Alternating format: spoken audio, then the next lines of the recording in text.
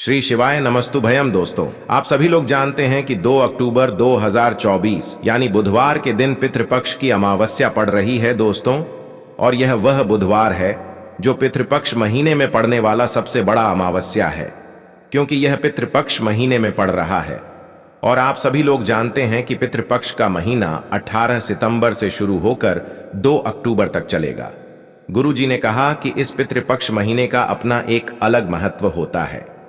पितृपक्ष महीने में आपके पितर इस धरती पर आते हैं, और अगर हम उनको प्रसन्न करने के लिए कोई भी उपाय करते हैं तो वह आपसे प्रसन्न हो जाते हैं। तो दोस्तों, इस पितृपक्ष अमावस्या के दिन आपको यह उपाय अवश्य ही करना चाहिए। और दोस्तों, आप सभी लोग जानते हो 2 अक्टूबर 2024 यानी बुधवार के दिन पितृपक्ष की अमावस्या का अगर सबसे बड़ा कोई उपाय है तो वह एक चुटकी काला तिल वाला उपाय है। तो दोस्तों, इस अमावस्या के दिन आप लोगों को इस एक चुटकी काला तिल वाला उपाय को जरूर करना है। बहुत सारे लोग होंगे जिन लोगों ने इस उपाय को ना किया हो, मतलब पूरा साल निकल गया, उन्होंने किसी भी दिन इस एक चुटकी काला तिल वाला उपाय को ना किया हो। पर दोस्तों, आपके पास एक आखिरी मौका बचा हुआ है, जो कि बुधवार पितृपक्ष की अमावस्या के दिन है। तो इस दिन आप लोगों को इस वाले उपाय को जरूर कर लेना है। भले ही आपने पूरे साल भर इस उपाय को ना किया हो, पर अगर आपने इस श्राद्ध पक्ष महीने की अमावस्या के दिन अगर इस वाले उपाय को कर लिया तो आपको इस उपाय को करने का वह फल मिलेगा जिसकी आपने कभी कल्पना भी नहीं करी होगी। इसीलिए आप लोग इस वाले उपाय को एक बार जरूर कर लेना, ताकि आप लोगों के हाथ से यह मौका ना जा सके और आपको इस उपाय को करने का फल मिल सके। दोस्तों, ये उपाय पंडित जी ने अपनी अभी की ही शिव महापुराण की कथा में बताया है, जिस उपाय को आज हम आपको बहुत अच्छे से समझाने वाले हैं। इस वीडियो को देखने के बाद इस उपाय को समझने के लिए आपको कोई और वीडियो को देखने की जरूरत नहीं पड़ेगी। तो चलिए दोस्तों, उपाय को शुरू करते हैं। देखिए, यह इस पितृपक्ष महीने के अमावस्या के दिन यह इतना खास होता है, इतना महत्वपूर्ण होता है, देखा गया है। कभी कभी बड़े बड़े पूजा पाठ अनुष्ठान से जो मनोकामना पूर्ण नहीं होते, वह पितृपक्ष महीने के दिन एक छोटे से उपाय करने से ही आपकी मनोकामना पूर्ण हो जाती है। और बहुत सारे लोगों ने इस उपाय को किया भी है और उनको इस उपाय को करने का फल भी जरूर मिला है। अगर आप लोग भी इस उपाय को करना चाहते हैं तो आप इस उपाय को पहले अच्छे से समझ लेना, सुन लेना, उसके बाद करना। आपको इस उपाय का फल जरूर मिलेगा। और इस उपाय को कर लेने से आपके घर में चाहे किसी भी प्रकार की दुख और समस्या क्यों ना चल रही हो, आपको उसका कारण भी नहीं पता है कि भाई यह समस्या किस कारण से चल रही है, उसका कुछ भी कारण हो सकता है, जैसे पितृदोष हो सकता है या किसी भी तरह का मंगल दोष भी हो सकता है। तो इस दिन आप लोगों को एक चुटकी काला तिल वाला उपाय कर लेना है। यह एक ऐसा उपाय है जिस उपाय को अगर किसी विशेष दिन पर किया जाए तो भाई उस विशेष दिन का जो है वह तो हमें मिलता ही मिलता है। पर हमने उस दिन पर इस एक चुटकी काला तिल वाला उपाय को किया है तो हमें उससे भी बड़ा फल मिलता है, और फल बहुत जल्दी मिलता है, क्योंकि आप इस उपाय को बहुत ही बड़े और विशेष दिन पर कर रहे हो। तो चलिए अब उपाय के बारे में बात करते हैं, लेकिन उससे पहले आप लोगों को यह जानना आवश्यक है कि आखिर यह उपाय किस समय करना है, किसको करना है और कैसे करना है। तो चलिए हम आगे आपको वीडियो में एक एक करके बता देते हैं। लेकिन उससे पहले अगर आप लोग हमारे चैनल पर नए हैं तो हमारे चैनल को सब्सक्राइब कर लेना और इस वीडियो को लाइक करके कमेंट बॉक्स में श्री शिवाय नमस्तुभ्यम ओम नम शिवाय जरूर टाइप कर देना। तो दोस्तों, इस एक चुटकी काला तिल वाला उपाय को हमें इस पितृपक्ष महीने के अमावस्या के दिन कैसे करना है, किसको करना है, किस समय करना है और कहां पर करना है, ये सारे सवालों के जवाब आपको इस वीडियो में मिल जाएंगे। और जो ये वीडियो देखेगा भाई, उसको एक चुटकी काला तिल वाला उपाय जरूर करना चाहिए, क्योंकि इस दिन काला तिल का भी बहुत ही बड़ा और विशेष महत्व होता है। और जब बात आ जाए एक चुटकी काला तिल वाला उपाय की, तो यह सोने पे सुहागा वाली बात हो जाती है, और यह एक बहुत ही बड़ा उपाय हो जाता है इस पितृपक्ष महीने के अमावस्या का। तो अब दोस्तों, इस एक चुटकी काला तिल वाला उपाय को आखिर करना किसको है, सबसे पहले हम लोग वह बात जान लेते हैं। तो देखो, घर की जो बड़ी माताएं बहनें होती हैं, उन माताओं बहनों में से कोई भी एक बड़ी माता बहन इस वाले उपाय को कर सकती है। और दोस्तों, अगर आप चाहे तो अपने घर में से सभी सदस्यों को भी इस उपाय को करवा सकते हैं। अगर किसी व्यक्ति की खुद की कोई मनोकामना है, खुद की कोई दुख और परेशानी है जो कि वह अपने लिए ही करना चाहता है, इस वाले उपाय को तो वह खुद अपने लिए भी कर सकता है। बाकी अगर कोई घर में से ऐसा है जो कि अपने पूरे घर परिवार की सुख और शांति के लिए यह वाला उपाय करना चाहता है, तो भाई वह भी कर सकता है, उसमें भी कोई दिक्कत वाली बात नहीं है। कहने का मतलब यह है कि इस उपाय को हर एक सदस्य भी कर सकता है और पूरे घर परिवार के सदस्य के लिए घर की बड़ी माताओं बहनों में से कोई एक माता बहन भी कर सकती है। माताएं बहनें अगर घर में उपस्थित ना हो या वह यह वाला उपाय ना कर पा रही हो, तो फिर घर का कोई बड़ा सदस्य भी इस एक चुटकी काला तिल वाला उपाय को कर सकता है, चाहे फिर वह पुरुष ही क्यों ना हो, उसमें कोई भी दिक्कत वाली बात नहीं है। उसके बाद में दोस्तों जो अगला प्रश्न निकल कर आता है वह यह आता है इस उपाय को लेकर कि आखिर इस उपाय को हमें किस समय करना है, सुबह के समय करना है कि शाम के समय करना है। तो देखो, इस वाले उपाय को आप लोग सुबह के समय भी कर सकते हो और शाम के समय प्रदोष काल में भी कर सकते हो। अब अगर आप पूछो कि भाई साहब सबसे उत्तम समय कौन सा रहेगा इस एक चुटकी काला तिल वाला उपाय को करने का, तो हम आपसे बस यही कहेंगे कि इस उपाय को आप सुबह के समय करेंगे तो ज्यादा बेहतर होगा। बाकी अगर शाम के समय भी करेंगे तो भी अच्छा होगा, उसमें कोई भी दिक्कत वाली बात नहीं है।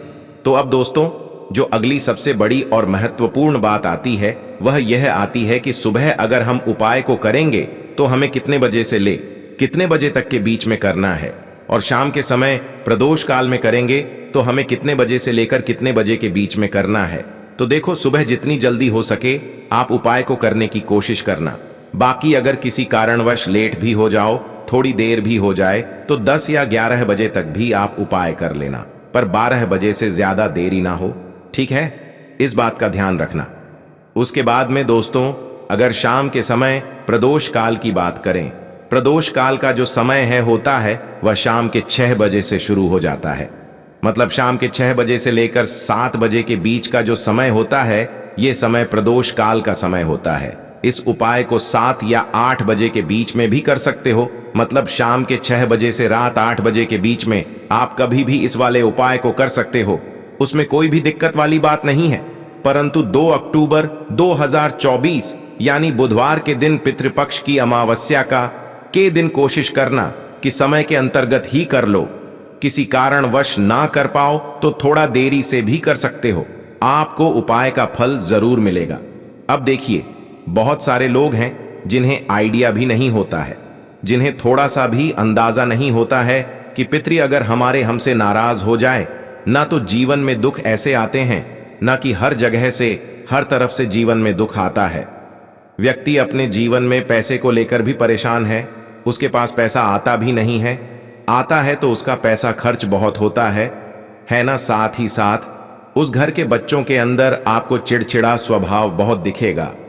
उस घर में लड़ाई झगड़ा बहुत ज्यादा होगा, जहां कहीं ना कहीं थोड़ा सा भी पितृ दोष है। अब पितृ नाराज कैसे होते हैं? देखिए, बहुत बार बहुत सारी चीजें जाने अनजाने में हमसे ऐसी हो जाती हैं जिससे कि हमारे पितृ जो है ये हमसे नाराज हो जाते हैं। अब हमेशा आप ध्यान रखें कि कितने भी उपाय आप कर लें, कितनी भी पूजा पाठ कर लें, पितरों को प्रसन्न करना बहुत जरूरी होता है ना। पूजा पाठ भी बहुत जरूरी होती है। उसी तरह से हमेशा अपने पितरों को प्रसन्न करना चाहिए, क्योंकि अगर आपके पितृ प्रसन्न रहेंगे तो आपके जीवन में सब कुछ उत्तम होता है। तो चलिए बात कर लेते हैं कौन सा उपाय है और कैसे करना है। तो देखिए, आपको करना क्या है, आपको यहां पर एक चुटकी काला तिल लेना है। अब यह जो काला तिल होता है यह श्री हरि विष्णु से भी जुड़ा हुआ है, और काला तिल जो होता है यह हमारे पितरों से भी जुड़ा हुआ है। जितने भी उपाय हम अपने पितरों को प्रसन्न करने के लिए लेते हैं है ना, करते हैं, मतलब जितने भी उपाय उसमें तिल जरूर होता है। काला तिल सफेद तिल की बात नहीं कर रहे हैं। 2 तिल होते हैं ना, एक काला एक सफेद। तो एक चुटकी काला तिल लेना है, और जिस जल से आप स्नान करते हैं उसमें एक चुटकी काला तिल आपको डालकर ही स्नान करना है अमावस्या की तिथि, जिस दिन अमावस्या की तिथि है उस दिन। और साथ ही साथ आपको थोड़ा सा गंगा जल भी डालना है। देखिए, जब भी आप जैसे आप आपके घर के आसपास कहीं भी मान लीजिए पवित्र नदी नहीं है, गंगा माता नहीं है, तब आप क्या करेंगे, गंगा जल तो हर किसी के घर में होता है ना। थोड़ा सा ही आपको गंगा जल डालना है, एक चुटकी काला तेल डालना है और हर हर गंगे बोलकर आपको स्नान करना है। इतना उपाय आप कर लीजिए और फिर देखिए आपके जीवन में कैसे चमत्कार होता है। यहाँ पर आपके पितृ भी आपसे प्रसन्न होते हैं। श्री हरि विष्णु की कृपा आपको मिलती है और ऐसा समझ लीजिए कि रातों रात आप देखते हैं कि आपके जीवन में धन भी आना शुरू हो जाता है।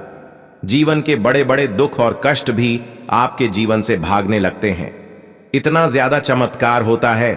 एक छुटकी तिल और गंगा जल अपने जल में मिलाकर जो व्यक्ति स्नान कर लेता है उसके जीवन में वह रातों रात चमत्कार देखता है। तो जो लोग चाहते हैं ना कि जीवन से हर तरह का दुख दूर हो जाए, हर तरह की समस्या परेशानी कष्ट दूर हो जाए, उन्हें तो विशेषकर पितृपक्ष महीने की अमावस्या के दिन एक चुटकी तिल डालकर और गंगा जल डालकर स्नान जरूर करना चाहिए। करके देखिए, इस बार आप अमावस्या पर खुद अपने जीवन में बहुत बड़ा बदलाव और चमत्कार देखेंगे। पूरी सच्ची श्रद्धा से ही उपाय आपको करना है। तो देखिए, पहले उपाय की बात कर ली, अब बात कर लेते हैं 2 अक्टूबर पितृपक्ष महीने की अमावस्या के दिन किए जाने वाले दूसरे उपाय की। अच्छा, जो दूसरा उपाय आपको बताने जा रहे हैं ये विशेषकर उन लोगों के लिए है जो लोग कहते हैं कि हमारे घर में क्लेश बहुत बहुत होता है, घर में गरीबी बहुत छाई रहती है, निर्धनता छाई रहती है ना, घर में बहुत ज्यादा पैसों की कमी रहती है, घर में बहुत ज्यादा फिजूल खर्ची होती है।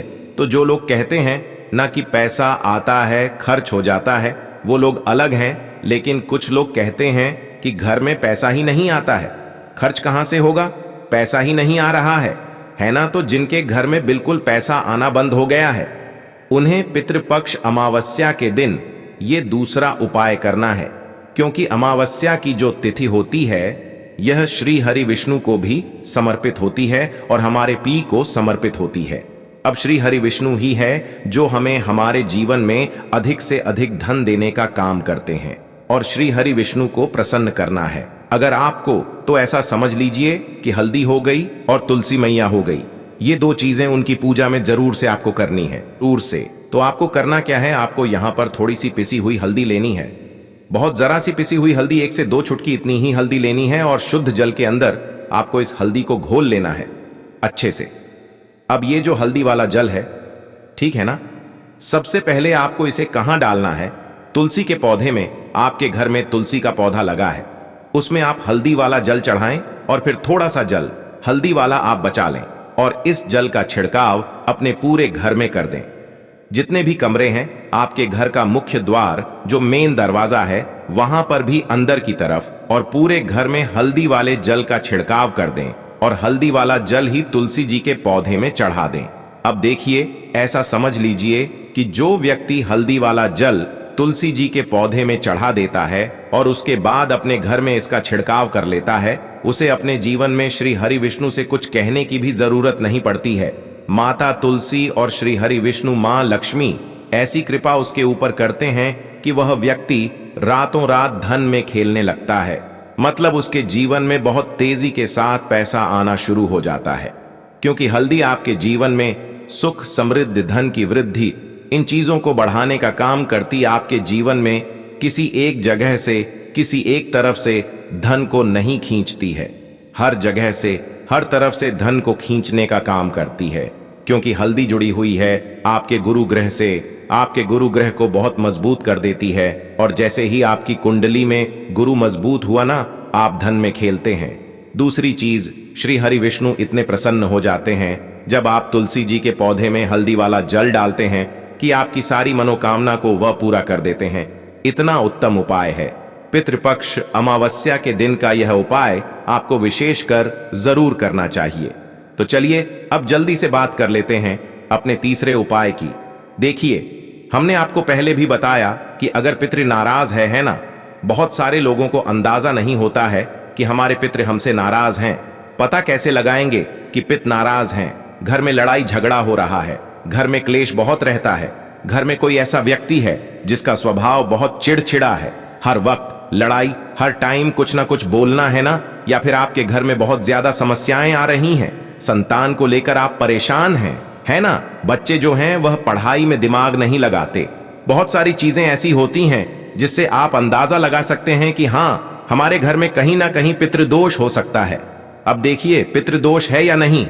उपाय करने से आपको हमेशा लाभ ही मिलेगा, कभी भी आपको इसका नुकसान नहीं होगा है ना। तो हमेशा कोशिश करें कि अगर पितृ नाराज हैं तो उन्हें प्रसन्न करने के लिए उपाय करें, और पितृ नाराज नहीं भी है ना तो कभी भी आपसे पितृ आपके नाराज ना हो, इसलिए उपाय आपको हमेशा करना चाहिए, क्योंकि पितृ प्रसन्न रहते हैं ना। तो घर में आपको अपने सब कुछ मिलता है, आपके घर में धन भी होता है, सुख भी होता है, समृद्धि भी होती है, बच्चों का स्वास्थ्य भी अच्छा होता है ना। सब लोगों को सफलता भी मिलती है जब पितृ आपके प्रसन्न होते हैं।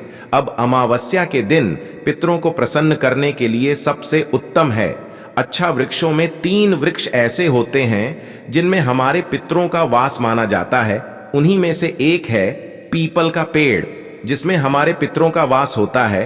आपको क्या करना है, एक लोटा में जल लेना है, एक लोटा जल लेंगे, उसके अंदर थोड़े से चीनी के दाने डाल लेंगे या गुड़ डाल लेंगे, कोई भी चीज आप डाल लें। अब ये मीठा जल आपको लेकर जाना है पीपल के पेड़ के नीचे, और पीपल की जड़ में आपको ये मीठा जल चढ़ाना है। जो व्यक्ति 2 अक्टूबर पितृपक्ष महीने की अमावस्या के दिन सुबह के टाइम, ठीक है ना, सुबह के टाइम पर मीठा जल पीपल के पेड़ में अर्पित कर देता है, उसके पितृ कभी उससे नाराज नहीं होते हैं, और हमेशा वो व्यक्ति अपने जीवन में धन में खेलता है, धन उसके के घर में आता है, कभी भी उसके घर में कोई दुख नहीं आता, उसके जीवन में कष्टों के लिए कोई जगह नहीं बचती है।